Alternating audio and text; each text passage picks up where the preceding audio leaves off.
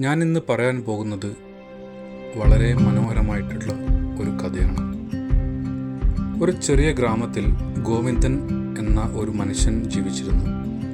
എല്ലാ ദിവസവും അവൻ ക്ഷേത്രത്തിൽ ദീപം കൊളുത്തും. പക്ഷേ മനസ്സിൽ എപ്പോഴും പരാതിയാണ്. എൻ്റെ ജീവിതത്തിൽ ഒന്നും ശരിയായി നടക്കുന്നില്ല. ദൈവം എന്നെ കേൾക്കുന്നില്ല.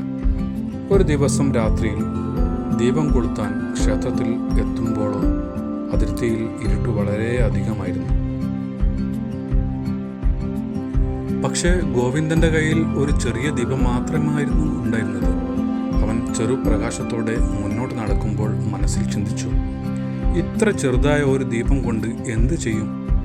ഇത്തരം ഒരു കനത്ത ഇരുട്ടിൽ ഇതിന് എന്ത് ശക്തി? അപ്പോൾ പിന്നിൽ നിന്ന് ഒരു ശബ്ദം, നീ ഒരു ചുവട് നടക്കുമ്പോൾ ദീപത്തിൻ്റെ പ്രകാശവും ഒരു ചുവട് മുന്നോട്ട് നടക്കും. ഗോവിന്ദൻ തിരിഞ്ഞു നോക്കിയപ്പോൾ ആരെയും കണ്ടില്ല.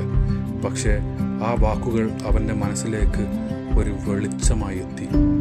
അവൻ തിരിച്ചറിഞ്ഞു, ജീവിതത്തിലെ വലിയ ഇരുട്ട് നീക്കാൻ വലിയ വെളിച്ചം വേണ്ട.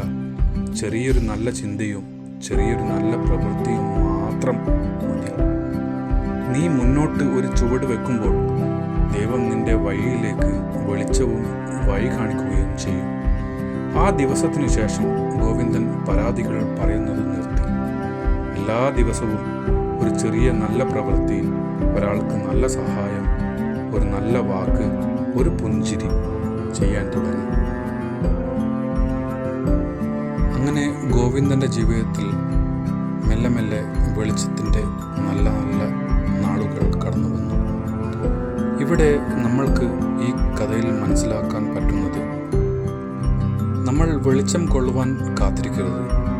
നമ്മൾ ഒരു ചെറിയ ദീപമായി തുടങ്ങുമ്പോൾ ലോകം തന്നെ നമ്മെ ആ വഴിയിലൂടെ, ആ പ്രകാശത്തിലൂടെ നമ്മളെ നയിക്കും.